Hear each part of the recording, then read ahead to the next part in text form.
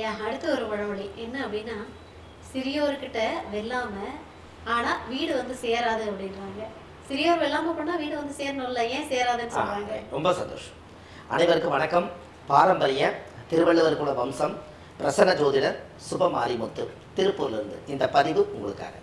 இந்த சிறியோர்கிட்ட வெல்லாம விளையும் வீடு வந்து சேராதுன்னா ஆதிகால பழமொழி என்னன்னு கேட்டிங்கன்னா, அதாவது சிறியோர்கிட்ட வெல்லாம விளையும் வீடு வந்து சேராதுன்னா, இந்த குழந்தைகள்லாம் ஸ்கூலில் படிச்சுட்டு இருக்க போது அப்பா எல்லாம் விவசாயம் பண்ணுவாங்க இல்லைங்களா, அப்படி எல்லாம் இருக்கிறதையெல்லாம் கண்ணில் பார்த்து போட்டு நாமளும் ஒரு விவசாயம் பண்ணலான்னு சொல்லி இந்த சின்ன சின்ன பசங்கள்லாம் போய் ஆற்றுல போய் விளையாடுவாங்க.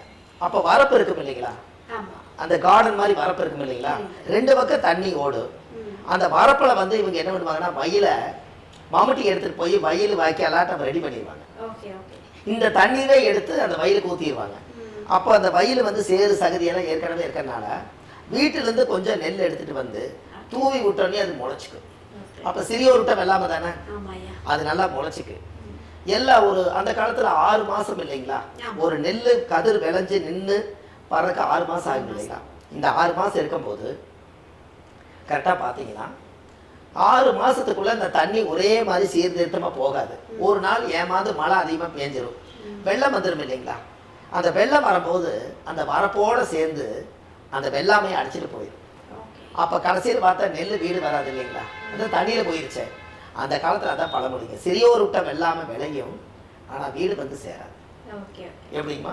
அப்போது சின்னவங்க எல்லாமே எனக்கு எல்லாம் தெரியும்னு சொல்லி, எனக்கு எல்லாமே தெரியும் நீ கம்முன்னு இருப்பா, உனக்கா தெரியுது எனக்கு எல்லாமே தெரியும் நான் பார்த்துக்கிறேன்னு சொல்லி அப்பா அம்மா பேச்சை கேட்காம தன்னோட சுய புத்தி வச்சு எழுதி எங்கேயாவது ஒரு பக்கம் மிஸ்டேக் ஆகிடக்கூடாதுங்கிறதுக்காக பெரியவங்களை கேட்டு செஞ்சாங்கன்னா, அதே சிறியோர்கள் கேட்டு செஞ்சாங்கன்னா பெரியவங்களோட பேச்சுக்காகவாவது அந்த வெள்ளாமை வீடு வந்து சேரும் இல்லைங்களா. அப்போ எங்கே போடணும், விவசாயத்தில் எங்கே மண் எங்கே வந்து நீ நெல்லை விதைக்கணும்னு நம்ம சொல்லி தருவார்ல. நீ போய் ஓடுற நதியில் கொண்டு போய் போட்டேன்னா தண்ணி வந்து அடிச்சுட்டு தான் போகும். நீ தண்ணியே இல்லாத இடத்துல போடுன்னு சொல்றதுக்கு அப்பா அம்மா வேணும் இல்லைங்களா. அப்போ அதனால தான் சிறியோர் விட்ட வெள்ளாமை விளையும் வீடு வந்து சேராது. இந்த சின்ன ஜெருசுக எல்லாருமே பேசுவாங்க பழகுவாங்க, எல்லாமே அவங்க புத்திக்கு அவங்க தெரிஞ்ச யோசனைக்கு அவங்க செஞ்சிருவாங்க. பின்னாடி இருக்கிற தப்பு அவங்களுக்கு தெரியாது.